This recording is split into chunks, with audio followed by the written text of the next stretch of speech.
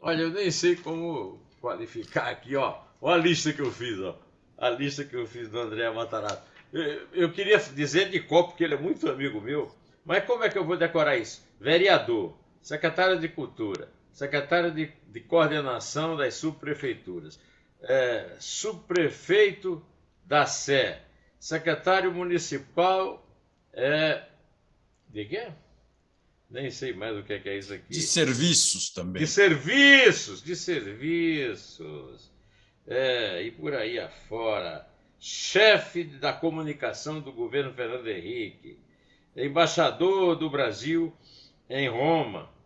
Secretário de Energia do governo do Estado.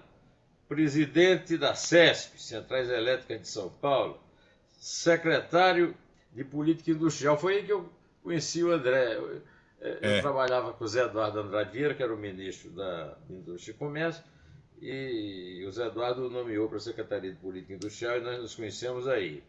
É, secretário, assessor especial do Ministério da Educação e Cultura. Gutenberg era o ministro, é isso? Do Goldenberg. Mas não está É. aí a coisa que eu mais me orgulhei de fazer, que Hum. foi ser secretário de Cultura do Estado de São Paulo. Estava aqui e eu não consegui ler aqui na minha letra de cego. Secretário de Cultura do Estado de São Paulo, que é realmente o grande tema da nossa conversa aqui, né? E vamos começar, acho que vamos terminar por aí, porque vamos começar pelo seguinte. O doutor André Matarazzo, é um prazer tê-lo aqui na sala Maria Isabel Pimentel de Castro Pinto. Mais uma vez, você já foi entrevistado aqui quando foi candidato a prefeito de São Paulo. E o André aqui está na primeira condição dele, paulistano. Nasceu em São Paulo. É. Né? Você, como paulistano, qual é a sensação? E o paulistano que anda sempre pela cidade, conhece toda a cidade, qual é a sua sensação quando você percorre São Paulo hoje? Porque você, como é que é? Você mora no Morumbi, trabalha no centro da cidade e a tua indústria é onde? É na Zona Leste, não é isso? Não, A não. Indústria metalúrgica. hoje, na cidade de São Paulo, não temos mais. É uma em São Ah, Carlos, outra está em ah, Curitiba e outra lá em Manaus. ah.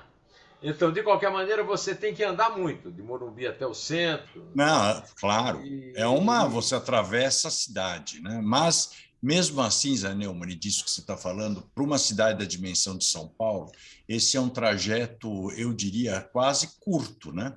Porque quando você sai do centro para chegar numa das extremidades, que é um bairro imenso, tem 300 mil pessoas, que é Cidade de Tiradentes, você anda 45 quilômetros pela cidade. Portanto, isso dá para ter ideia do centro, dá para ter ideia da dimensão de São Paulo. Mas hoje, claro, Neumann, primeiro, muito difícil você percorrer o andar por São Paulo, a não ser de carro blindado, porque a pé você tem que selecionar muitos lugares, tem que selecionar muitos horários, isso quando você tem calçadas, porque você imaginar que a cidade, 20% dos trajetos da nossa cidade são feitos a pé. E olha as calçadas que nós temos. Né? Sabe que calçadas que é a segunda causa de acidentes de morte no trânsito hoje na cidade de São Paulo. A sensação que se tem hoje andando por São Paulo é que a cidade está entregue uma parte aos bandidos e outra parte à gestão completamente abandonada. Está sem gestão, com as pessoas abandonadas à sua própria sorte. Isso é muito triste, né? Para quem conhece a cidade. mas ainda assim você ama São Paulo. Não, eu tenho paixão de São Paulo e você sabe que isso eu acabei adquirindo muito por ler, mas principalmente pelo convívio com meu tio, o Titilo Matarazzo, que quase foi uma espécie de tutor para mim. Ele era um apaixonado pela cidade, tanto que ele foi o autor e criador do Parque do Ibirapuera, do Museu de Arte Contemporânea, o acervo dele, que fez o Museu de Arte Moderna, ajudou com parte do acervo também no MASP, além da Fundação Bienal de São Paulo, Companhia Veracruz de São Paulo. Eu tinha 14 anos de idade, almoçava com ele. Domingo, ele dispensava o motorista, me punha para dirigir. Ele tinha um Galaxy enorme, azul turquesa com capota preta.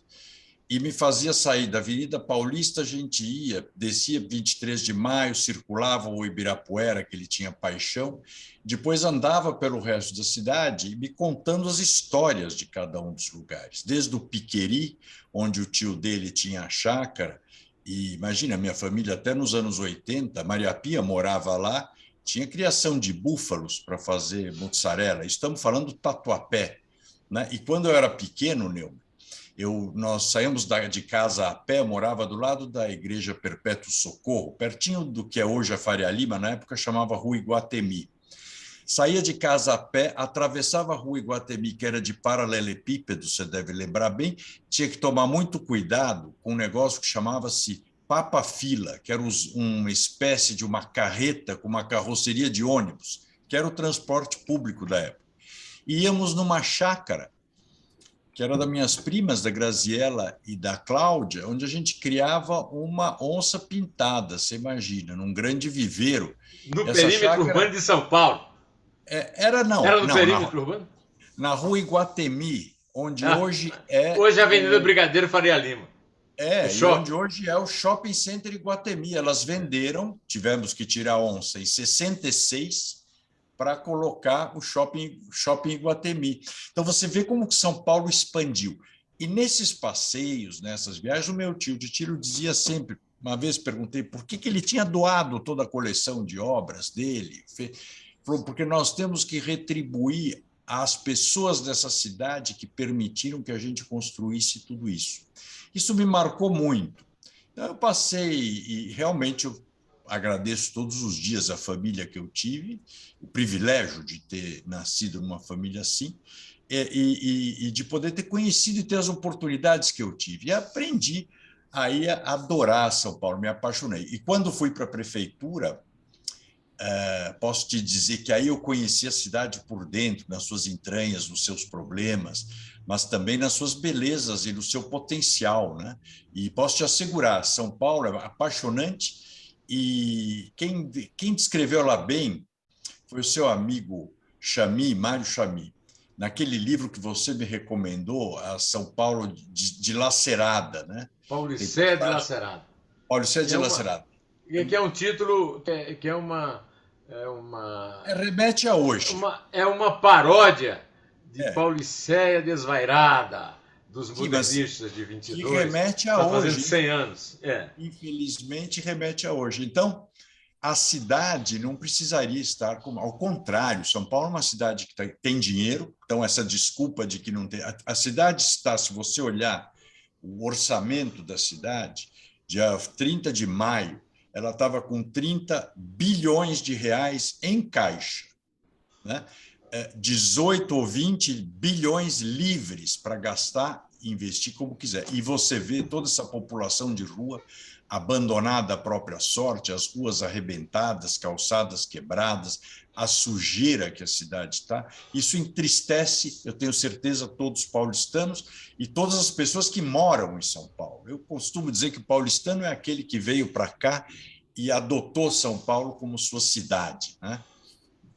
E, portanto, todos aqueles que estão aqui.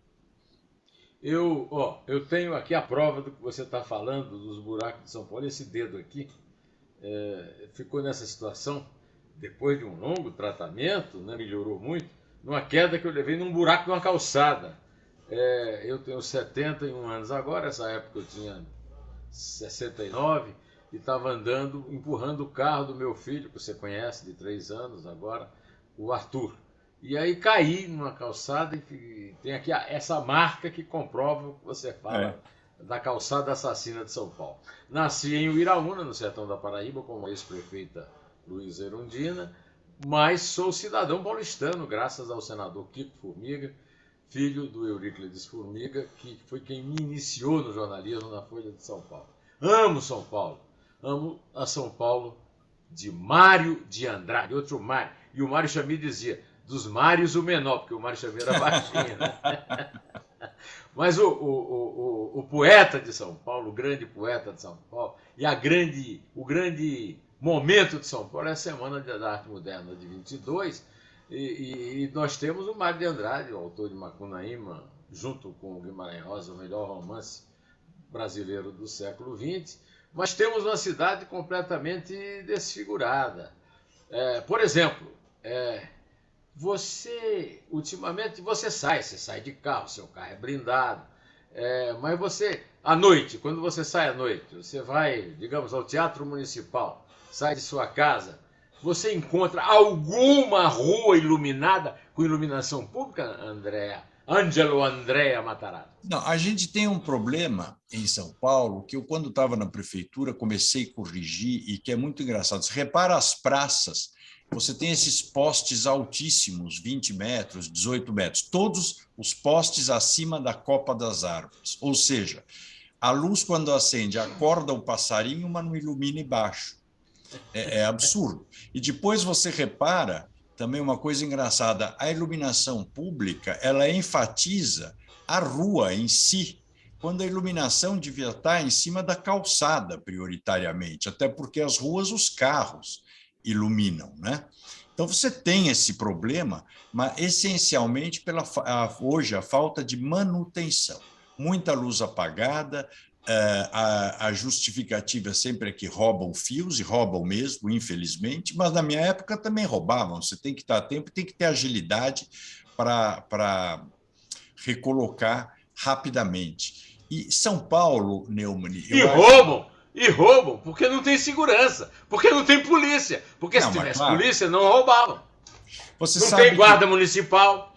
Quando eu era secretário, uma vez, chegaram a roubar postes da Avenida Sapopemba, eram postes de 20 metros.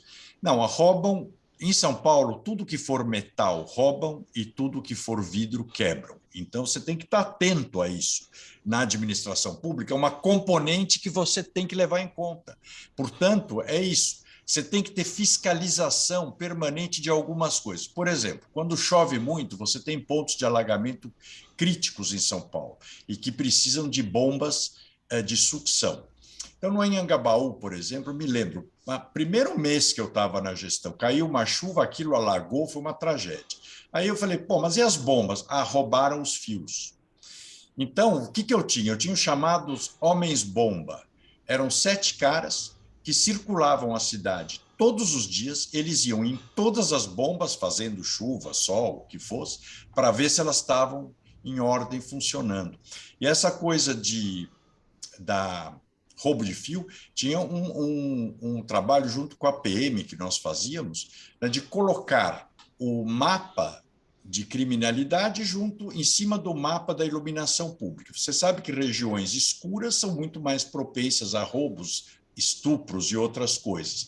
Então, você tem que fazer um trabalho permanente com a polícia. São Paulo, posso te dizer, os 5 anos que fiquei na prefeitura, nenhuma ação que eu fiz foi sem a polícia junto, porque é uma cidade, contrariamente ao que gostam de falar hoje, ela é acolhedora, recebe todo mundo e tal, mas São Paulo é uma cidade muito hostil, muito difícil, muito insegura e violenta. Então, você tem que tomar muito cuidado. Quando você acha que o ambulante é só aquele carinha que só quer trabalhar, que está vendendo a coisa na banquinha dele, você vai ver que não é. Ele é a ponta, a linha de frente do contrabandista que paga para ele metade do faturamento e mais um X por mês. Ou é o repassador de carga roubada.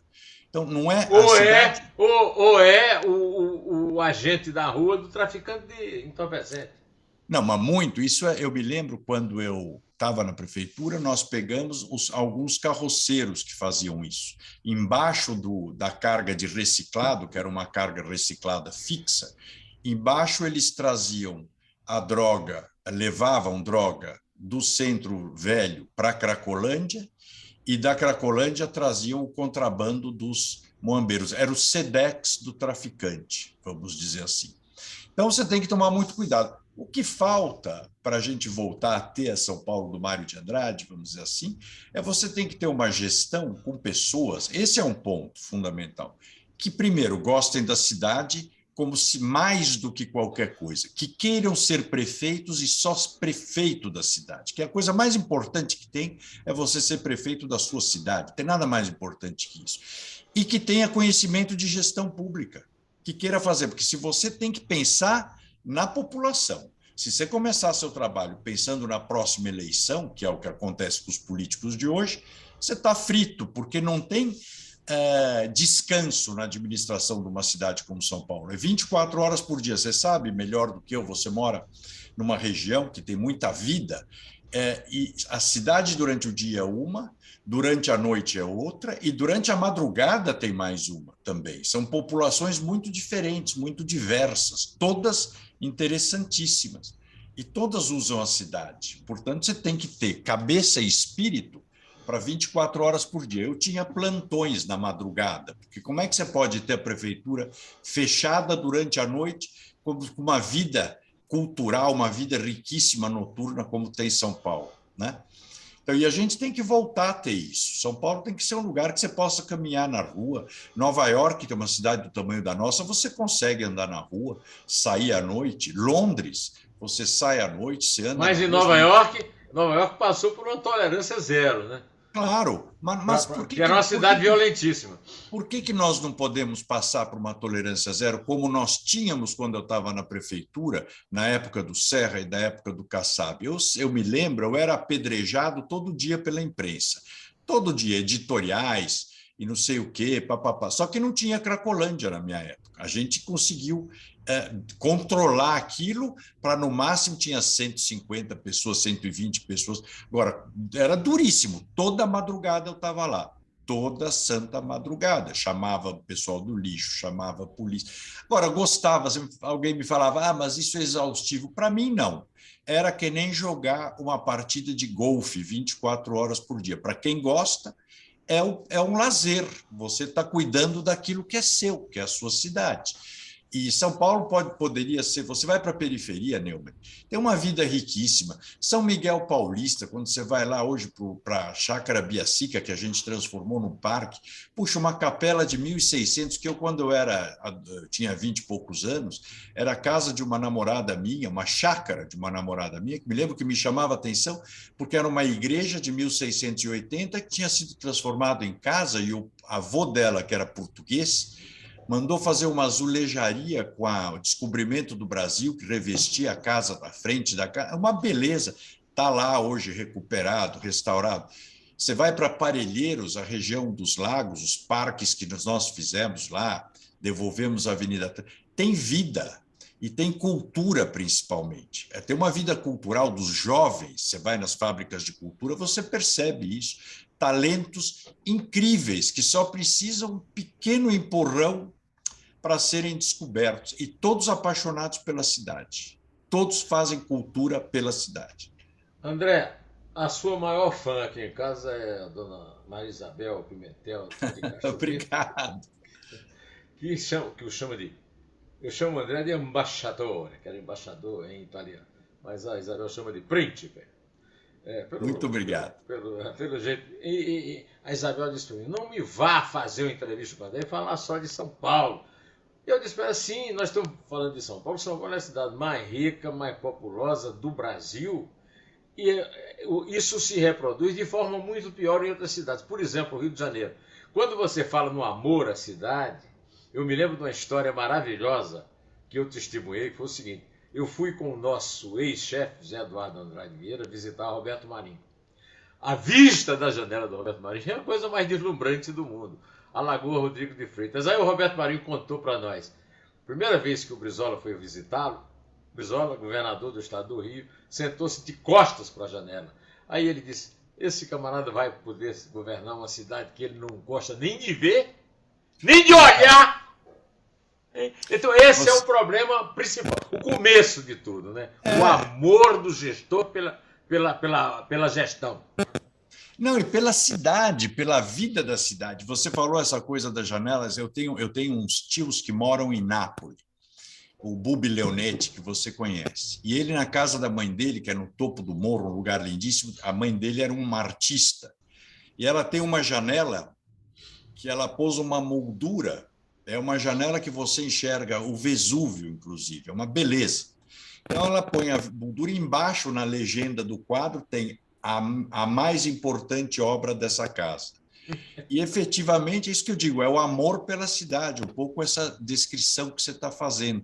Então, você não pode, como eu vi alguns secretários proporem aqui uma vez, fazer o tal do anel viário de ônibus e iam colocar o corredor de ônibus na Avenida São Luís. Ou como a Marta também, uma época, ia fazer, corredor de ônibus na Avenida Brasil. Quer dizer, você tira árvores para pôr corredor. Isso não existe. Está Você tem que mexendo com a adequar. família.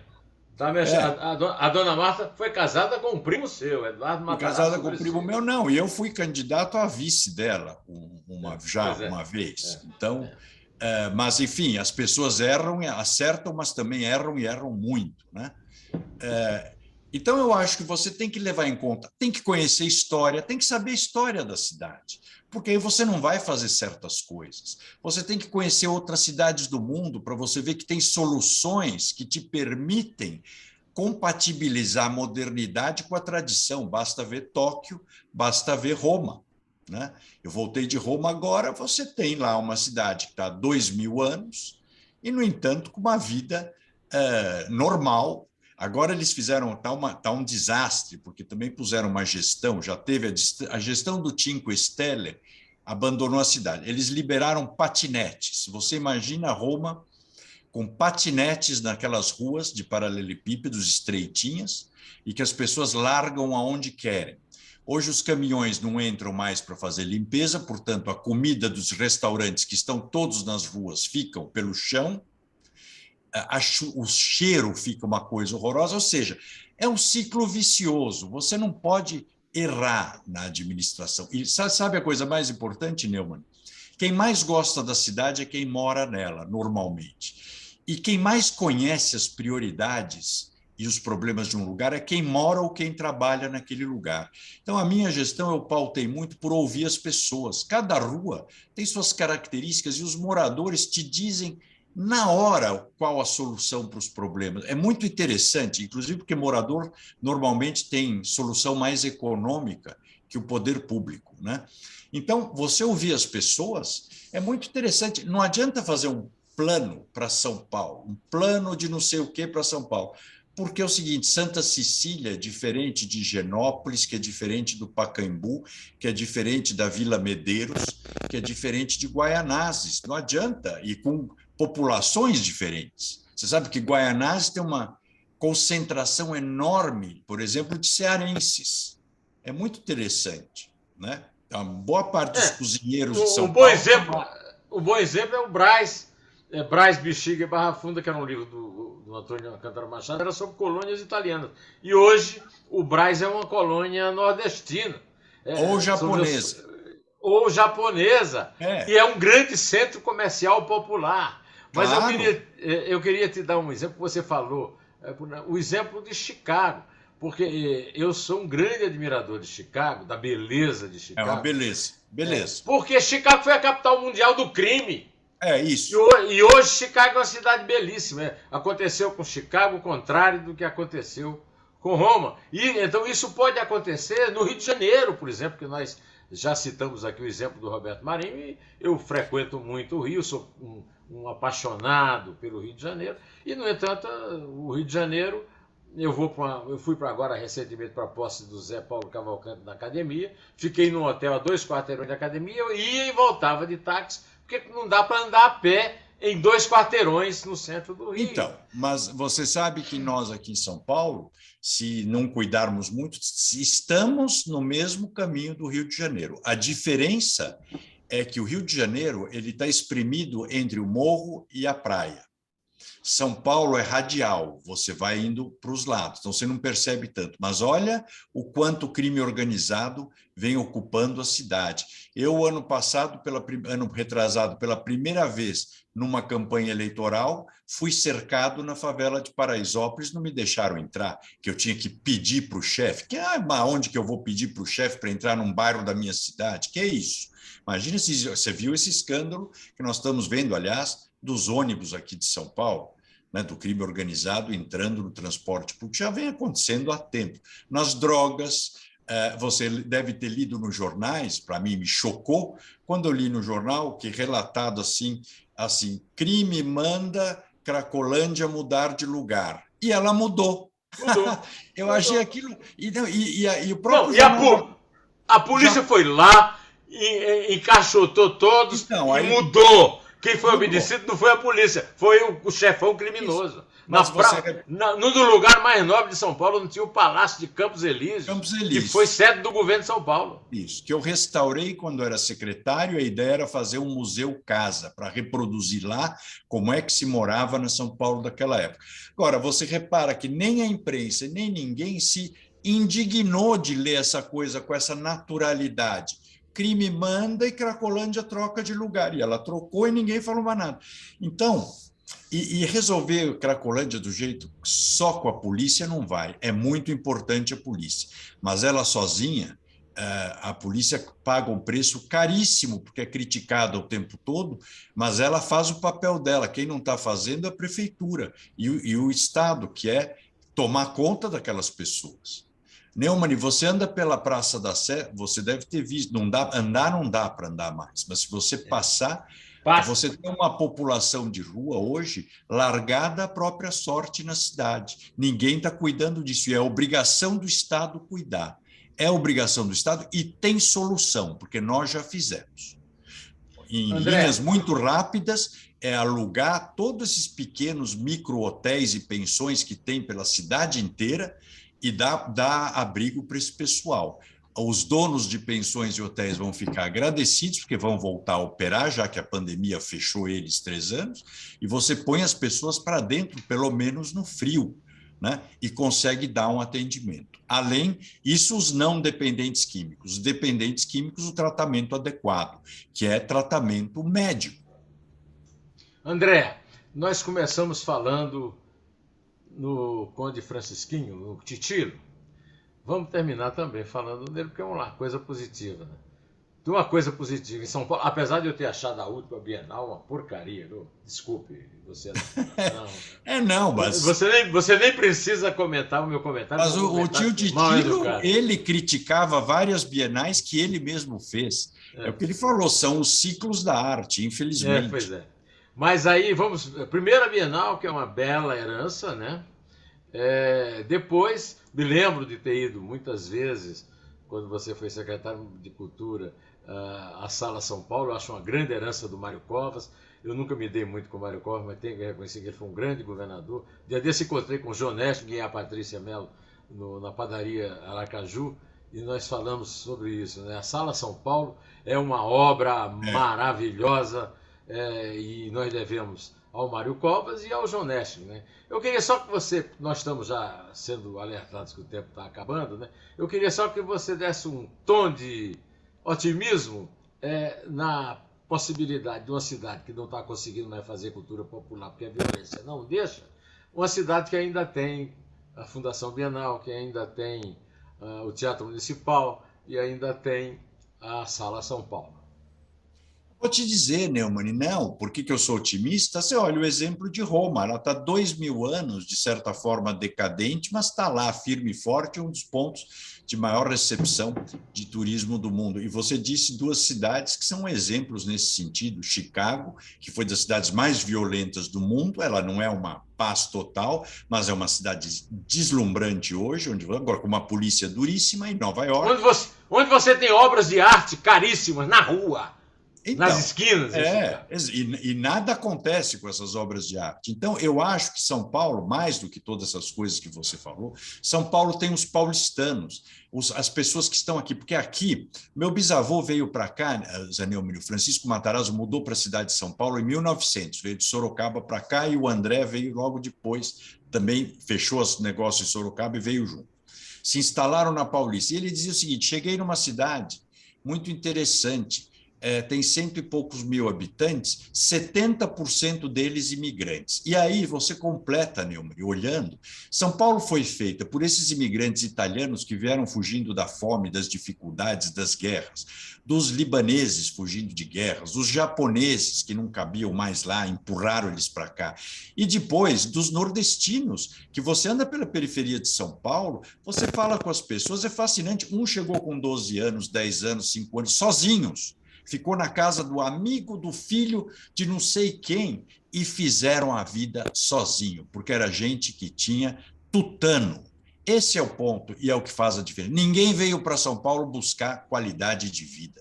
Todo mundo veio para São Paulo para construir uma vida nova. Então, a população de São Paulo não vai entregar os pontos e não vai deixar a cidade ficar na mão dos bandidos. Eu acho que haverá uma reação. Agora, a gente tem que estar permanentemente criticando, estimulando e mostrando os caminhos. Tem caminhos bons para a recuperação da nossa cidade e transformá-la numa cidade esplendorosa que ela merece. E não é ficar falando que vai fazer como é que chama lá, o Parque Minhocão, igual o High Line. Nós não temos nada a ver com Nova York, somos realidades muito diferentes. Mas se você olhar a avenida como ela era sem o Minhocão, você vê que você quer tirar o Minhocão de lá e devolver. Que o grande problema não está em cima do Minhocão, o problema é embaixo do Minhocão. Então não adianta pôr o parque em cima. Você precisa liberar. Acabou nosso tempo, infelizmente, André.